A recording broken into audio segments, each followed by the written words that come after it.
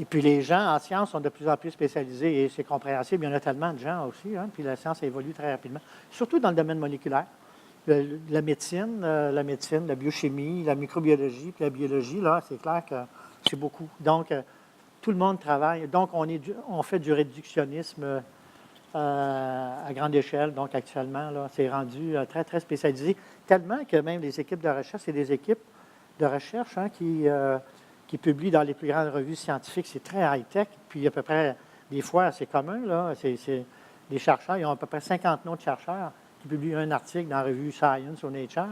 Mais on est très, très spécialisé. Puis, c'est une forte compétition technologique qui doit mener ces équipes-là vers un prix Nobel. C'est la course comme ça. Les Américains sont vraiment très compétitifs là-dessus. On peut les comprendre, mais c'est vraiment c'est la technologie qui nous amène maintenant très, très loin et très, très dans le détail. Fait que les généralistes du 19e siècle, il n'y en a plus. Il y en a, puis maintenant, actuellement, il y en a de moins en moins. Et je dois dire, c'est quand même nécessaire qu'il y en ait. Ça serait bien qu'il y en ait. Mais la tradition des connaissances, la tradition universitaire, ne favorise pas ça parce que pour avoir des subventions, un prof, entre autres, je ne veux pas être dans le détail de nos vies, là, mais c'est sûr qu'il faut que ça soit très, très ciblé et tout ça. Donc, on publie une flore à l'heure actuelle qui a pris du temps à sortir, mais je n'aurais jamais une subvention, même pas 1 000 d'un organisme subventionnaire pour travailler sur cette flore-là, parce que ce n'est pas considéré de la recherche qui amène à de nouvelles connaissances. Il y a des niveaux. Tu as tous les organismes subventionnaires aux États-Unis, au Canada, mais en Europe, qui sont focalisés évidemment sur des recherches très pointues, réductionnistes de façon de même, et qui permet, vu qu'il y a tellement de monde, ça permet des découvertes importantes, surtout en médecine. Hein. Le gros de l'argent en recherche, c'est en médecine.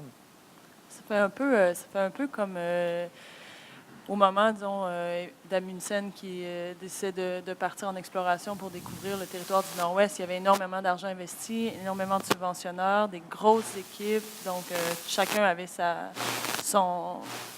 tâche dans l'exploration. C'est un peu ça qui se passe en ce moment en sciences, non? Oui, c'est un peu comme ça. Donc, la priorité à l'époque, évidemment, c'était l'exploration des nouveaux territoires. Et donc, c'était... c'est des territoires physiques. Soit les gouvernements, les Anglais de l'époque, évidemment, ont toujours cru à ça. C'est pour ça qu'ils ont occupé beaucoup de territoires. Les Anglais ont mis beaucoup d'argent, évidemment, dans les expéditions, dont les dernières de Franklin en 1845 dans le nord canadien, hein, pour le passage du Nord-Ouest. Il était visionnaire un petit peu. Il voyait qu'il y avait une possibilité de traverser. Et tout ça, ils ont mis beaucoup d'argent. Les fondations américaines ont mis beaucoup d'argent là-dessus. Au Canada, on n'avait pas le temps. On était en train de couper du bois, là, puis faire le pays. Là. Mais les Américains étaient... Enfin, les populations, écoutez, étaient tellement différentes. Hein? La Nouvelle-Angleterre, dans le temps de... Mettons, au début du 18e siècle, là, ça fait longtemps de ça. Ils étaient au moins 1 million, puis nous, on était 60 000 dans la vallée du Saint-Laurent, tu sais. C'est pas... petite anecdote quand même pour les explorateurs au niveau des Anglais. Peut-être ça, c'est vraiment anecdotique, mais c'est quand même intéressant parce que c'est l'Empire britannique qui... tantôt, on mentionnait l'Everest, mais c'est un Néo-Zélandais qui a conquis, là, drôle de mot, là, mais quand même le premier qui a monté, mais ça a sorti comme une conquête. Et le premier qui a traversé les Amériques, c'est Mackenzie, qui est un Écossais. Donc, les Anglais ont aussi, en tout cas, c'est plus histoire comique parce qu'ils ne l'ont jamais pris, là, que ce soit des gens de la Nouvelle-Zélande et des Écossais. Parce que oui? Oui, c'est. Okay, ça, c'est. Ils ne l'ont pas pris. Là. Surtout les Néo-Zélandais, là, ça, c'est comme les Australiens. Puis, oui, c'est ça. C'est les prisonniers anglais qui l'ont envoyé là-bas. Là, fait que là, qu'eux autres viennent. Puis, en tout cas. C'est bon. C'est sûr. Mais les Anglais, c'est sûr, prenez la conquête du territoire. Les Anglais ont été là, puis ils ont toujours défendu avec succès en cours international que nous, on était là le premier, puis on a décrit le territoire. C'est de l'exploration, on parlait de ça. C'est les Anglais qui ont fait ça. Prenez le Labrador. Le Labrador a été comme ça. Ça a été les premiers Anglais qui sont allés là, puis ils ont parlé du pays, ils ont écrit sur le pays, et puis qui ont montré qu'ils étaient là avant, donc les premiers. Et donc, il n'y a aucune velléité contre les autres, mais c'est eux autres qui étaient les premiers. Ils ne voyaient pas pourquoi ils n'auraient pas le territoire. C'est ce qui s'est passé, évidemment, un petit peu avec le conflit entre Terre-Neuve puis le Québec en 1927, là, sur la frontière du Québec-Labrador. cette façon-là. Mais un des points, c'est que les gens étaient là les premiers. Et sa tour était comme ça.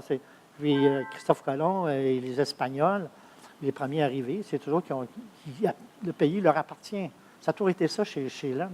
Et donc, ça fait partie de la façon dont les territoires ont pu être conquis, là. C'est pour ça que j'ai toujours trouvé James Cook intéressant, parce que la façon qu'il a exploré les territoires, c'est faire de la cartographie. Tout à fait. Donc, il n'allait pas réellement faire le conquérant, il allait cartographier un espace. Oui. Puis c'est lui qui a quand même fait peut-être pas la cartographie mondiale, mais presque toute la cartographie mondiale en suivant les continents, en dessinant chacune des baies, chacune des élévations. Puis il a été quand même assez juste. Oui. Donc, dans son écriture pour l'époque à laquelle il l'a fait. Puis sans jamais se mettre les pieds dedans puis mettre son drapeau, pardon. Ce qui est quand même assez intéressant chez ce personnage-là. Ils sont allés en Australie. Oui. Puis là, c'est là que, donc, ils sont arrivés à ce qu'on appelle Botany Bay.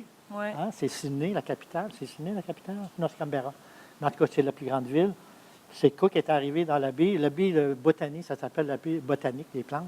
Parce que il y avait toujours un scientifique sur le bateau, puis c'était nommé John Banks. Fait que, il est allé au Labrador aussi. Donc, ça a été la même façon qu'au Labrador. Ils ont pris pays. Ils étaient les premiers blancs. Fait que l'Australie est devenue une propriété de l'Angleterre de cette façon-là. Même si Cook, c'était pas sa prétention.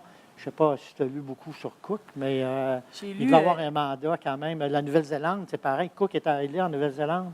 Puis les Français étaient là en même temps. Les Français sont allés en Nouvelle-Zélande, dans la région de Christchurch. Puis ils ont établi une colonie au sud, je ne sais pas si vous connaissez, dans l'île du sud de Nouvelle-Zélande. Ils ont établi une colonie, mais ça n'a pas duré. Puis c'est les Anglais qui sont restés là après. Fait que, donc, c'est l'appropriation du territoire par l'exploration. C'est des beaux exemples, les plus récents qu'on peut savoir pour des nouveaux pays créés. Là. L'Angleterre, donc, a pu élargir son territoire. Ils ont essayé avec Hawaï, mais ils n'ont pas réussi. Par l'exploration comme ça. Là. C'est vrai.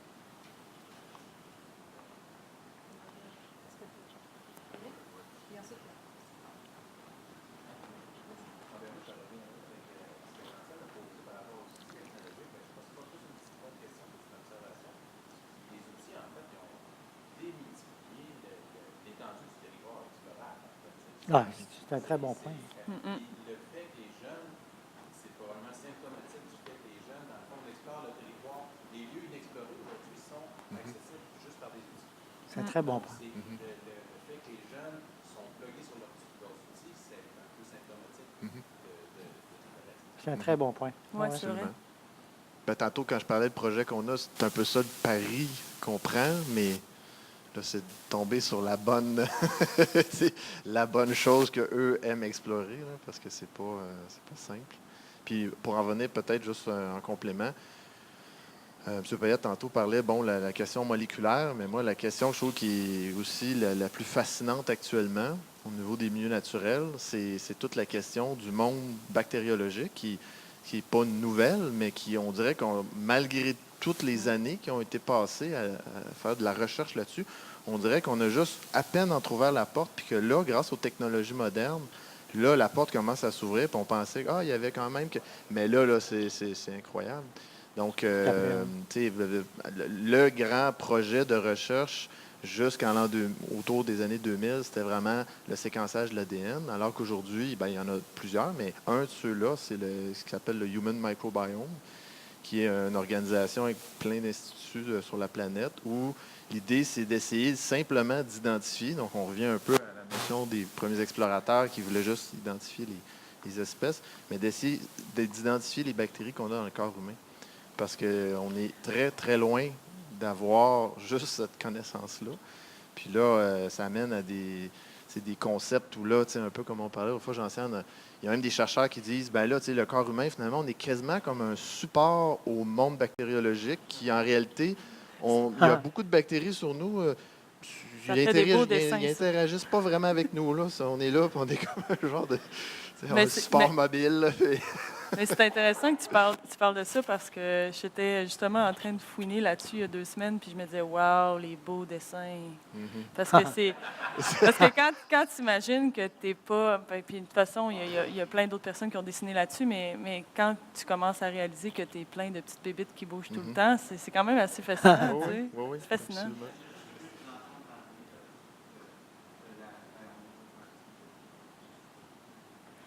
Mais la carte est nécessairement une sorte. Le mot domination est fort, mais une sorte d'outil de possession, que ce soit à petite échelle ou à grande échelle. Donc j'ai rien à rajouter de positif à ça parce qu'effectivement, je trouve que ça peut toujours être mal utilisé. Seulement, je pense que ma fascination par rapport à la cartographie de Cook, juste pour en venir à ça, parce que je ne connais pas assez bien le deuxième domaine, c'est que c'est son acuité, en fait. C'est le rapport qu'on a maintenant à l'outil technologique, à la photographie, à l'objet de satellite qui nous permet de faire des cartes rapidement, avec véracité puis parfaitement, alors que cet homme-là l'a fait à partir d'un crayon puis d'un papier. C'est ça qui me fascine. Donc, c'est l'engouement pour le papier et le crayon, l'acuité du visuel, d'être capable de visualiser l'espace qui me fascine dans le geste de James Cook, je pense, plus le côté de politique de domination du territoire.